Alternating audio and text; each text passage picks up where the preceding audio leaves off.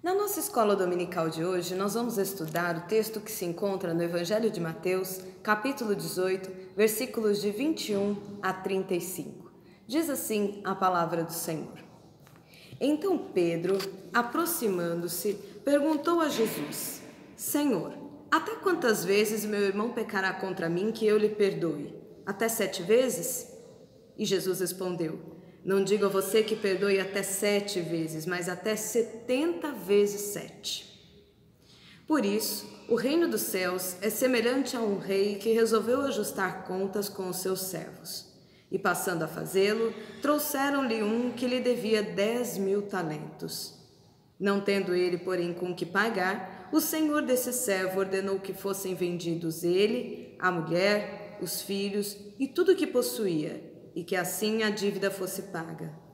Então o servo, caindo aos pés dele, implorava: Tenha paciência comigo e pagarei tudo ao senhor. E o senhor daquele servo, compadecendo-se, mandou-o embora e perdoou-lhe a dívida.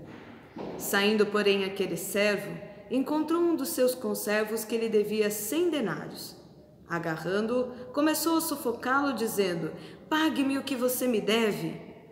Então o seu conservo, caindo aos pés dele, pedia: Tenha paciência comigo e pagarei tudo a você. Ele, porém, não quis. Pelo contrário, foi e o lançou na prisão até que saldasse a dívida. Vendo seus companheiros o que havia acontecido, ficaram muito tristes e foram relatar ao seu senhor tudo o que havia acontecido.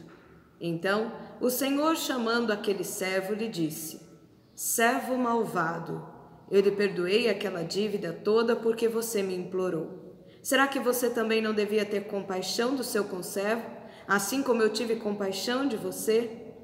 E indignando-se, o Senhor entregou aquele servo aos carrascos, até que lhe pagasse toda a dívida. Assim também o meu Pai que está no céu fará com vocês, se do íntimo não perdoarem cada um ao seu irmão. Bom, nós vamos compreender um pouco sobre o perdão e a compaixão nessa parábola que Jesus contou. E o texto que nós lemos, ele faz parte do 4º bloco do Evangelho de Mateus, com uma série de ensinamentos de Jesus. E diz respeito, particularmente esse 4º bloco, diz respeito à nova forma como os relacionamentos daqueles e daquelas que se convertem a Cristo precisa aderir. Afinal de contas, aquele que se converte a Cristo deve ter toda a sua vida transformada. E o seu padrão de pensamento deve gerar novas formas de se relacionar com Deus, consigo mesmo, com o próximo e com toda a criação. Então, em meio aos ensinamentos de Jesus, Pedro pergunta: Senhor, até quantas vezes meu irmão deve pecar contra mim e que eu lhe perdoe? Até 7? E Jesus responde: Não digo que perdoe até 7 vezes, mas até 70 vezes 7. O número 7 na Bíblia geralmente está relacionado à completude, à perfeição, está relacionado geralmente a Deus.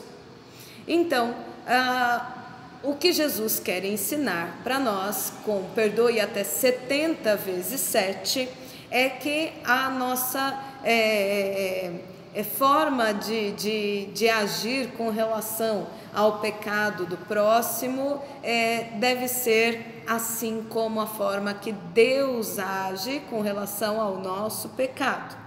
Ou seja, não precisamos contar literalmente 490 pecados do irmão para depois dizer: olha, agora eu não te perdoo mais. Mas nós devemos infinitamente ou de forma ilimitada perdoar ao próximo. Afinal de contas, é assim que Jesus faz conosco. Imagine se ele fosse contar 490 pecados nossos e depois ele dissesse: agora esgotou o seu crédito e eu vou te cobrar pela lei. Eu acho que nós nos daríamos muito mal nessa conta. Para compreender melhor o que Jesus quis dizer aqui com essa parábola, nós vamos conversar aqui sobre algumas informações a respeito dela e vamos, de forma didática, dividi-la em 3 partes. A primeira parte da parábola fala de um rei que resolveu ajustar contas com os seus servos. Ele mandou chamar um e disse que queria receber o que ele lhe devia. Acontece que esse servo devia 10.000 talentos para o rei. O servo disse que não tinha como pagar e o rei mandou que fossem vendidos ele, a esposa e os filhos e tudo que ele possuía para pagar a dívida.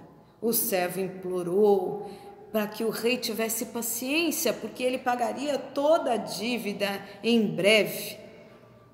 Mas então o rei se compadeceu e perdoou a sua dívida, mandando aquele servo embora. Vamos aqui pensar em algumas informações sobre essa primeira parte da parábola. Em primeiro lugar, quanto vale 10.000 talentos? Um talento equivale a 43 quilos de um metal, seja ouro, prata ou qualquer outro item sobre o qual se negociasse uma venda. Ou seja, era um pagamento difícil de acontecer, especialmente para grandes vendas, porque afinal de contas, grandes vendas incluiria também voltar com um grande peso de pagamento. 10.000 talentos, então, equivale a 430.000 quilos de ouro, de prata ou de qualquer outro item que fosse negociado. Isso significa que a dívida desse servo era imensurável e extremamente difícil de ser paga. Provavelmente o servo trabalharia a vida inteira e jamais conseguiria pagar essa dívida. A segunda informação que a gente tem sobre essa primeira parte da parábola diz respeito à forma como uma dívida era paga caso o credor não conseguisse pagar aquilo que havia sido combinado. Era possível, ao invés dos mecanismos que nós temos hoje de proteção ao crédito, era possível que o credor definisse qual seria a forma de punição para um devedor. E a punição que o rei escolheu, especialmente aqui no caso do rei, comete-se então uma dívida contra o Estado, né?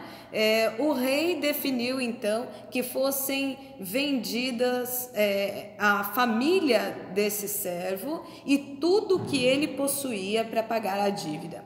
Olha, uma dívida nesses casos podia ser paga com a entrega de um membro da família, com a entrega de um servo ou de um escravo da família, com a entrega de uma propriedade da família, ou até mesmo com cadeia.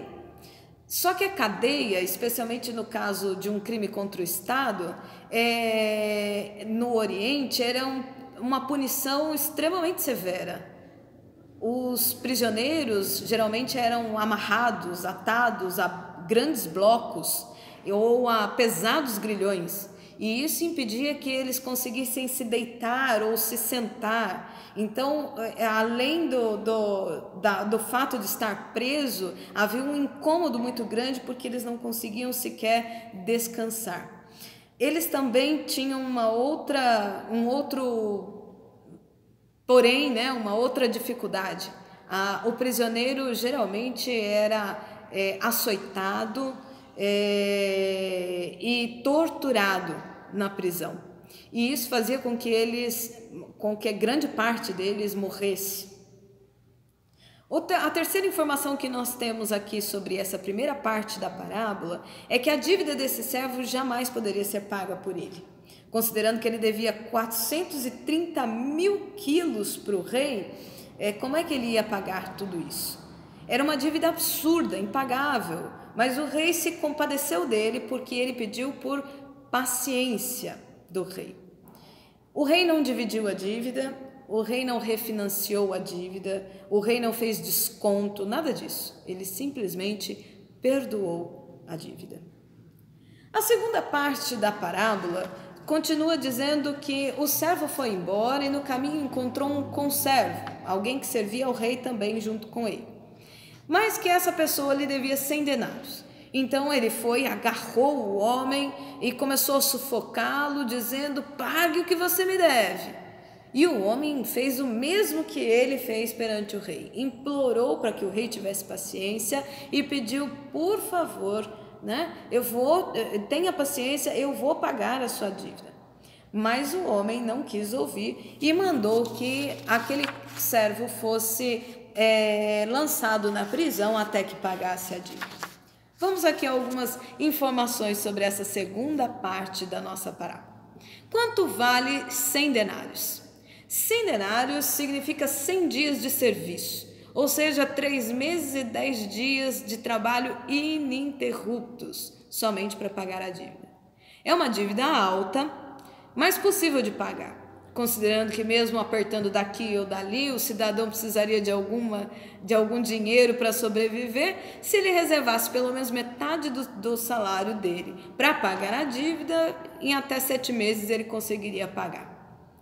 Ainda que diante de muito aperto, mas seria possível pagar. A segunda informação que nós temos sobre essa parte da nossa parábola é que aquele que foi perdoado não agiu da mesma forma com o seu conservo. Ele mandou o servo para a prisão, exigindo na força da lei que fosse paga a sua dívida. A terceira parte da parábola segue dizendo que os companheiros daquele servo ficaram muito indignados e constrangidos com o que viram acontecer. Eles viram que o rei havia perdoado a dívida dele, mas que ele não havia perdoado a dívida do seu companheiro. O rei, eles contaram tudo para o rei e o rei mandou chamar aquele servo. E ele disse: servo malvado, eu te perdoei porque você me implorou por paciência. E então o seu conservo te pede paciência, você não poderia fazer o mesmo, não? E aí o rei manda prendê-lo. O que essa parábola nos ensina? Em primeiro lugar, essa parábola nos ensina sobre o perdão e a compaixão de Deus por nós. Assim como o rei que liberou o seu servo de pagar a dívida, não cobrando absolutamente nada dele, Deus nos perdoa gratuitamente. Ou seja, mesmo sem merecer, nós que somos devedores diante de Deus por causa do nosso pecado, Ele nos perdoa quando imploramos por sua bondade, compaixão, por meio da nossa confissão de pecados. Esse implorar, que é a nossa confissão de pecados, é o momento em que nós reconhecemos que nós somos pecadores, que nós somos sim devedores diante de Deus, e nós pedimos o seu perdão, que não pode ser comprado nem barganhado, mas que é dado gratuitamente por nós. A parábola também nos ensina que nós devemos perdoar ao nosso próximo da mesma forma como Deus nos perdoa, sem cobrar e sem exigir absolutamente nada em troca. A nossa dívida com Deus seria imensurável e impagável por causa do nosso pecado. Mas Ele, por bondade, por compaixão, por graça, nos perdoou, oferecendo Jesus na cruz como o único e suficiente sacrifício pelos nossos pecados. A dívida do nosso próximo é muito menor do que o preço que Jesus pagou lá na cruz do Calvário, para ser anulada a nossa dívida. O que Deus fez foi como um ato bondoso e compassivo daquele rei da parábola que Jesus contou. A lei estava ao seu lado para ampará-lo em qualquer punição sobre a vida daquele homem, sobre as nossas vidas, mas Deus fez diferente por nós. Ele nos perdoou. Agora Deus espera a mesma atitude na vida daqueles e daquelas que o servem. nós também devemos perdoar. Mas o mundo no qual nós vivemos não nos favorece a essa atitude. Nós somos instados a cobrar as pessoas, subjugá-las, achar que somente os fracos perdoam, mas Jesus nos ensinou exatamente o contrário. Ele disse na oração sacerdotal: perdoa as nossas dívidas, assim como nós perdoamos aos nossos devedores. Com essa oração, Jesus estava nos ensinando que para entrar no reino dos céus, nós precisamos mudar o nosso padrão de pensamento e de comportamento e aprender a ser regidos pelo comportamento da lógica do reino de Deus e não da lógica desse mundo. Por isso nós somos chamados e chamadas a perdoar uns aos outros, assim como Deus perdoa os nossos pecados. Que Deus nos abençoe, que Ele nos ensine a viver novos relacionamentos interpessoais, onde o perdão seja a sua marca como um cristão, como cristã. Que Deus te abençoe.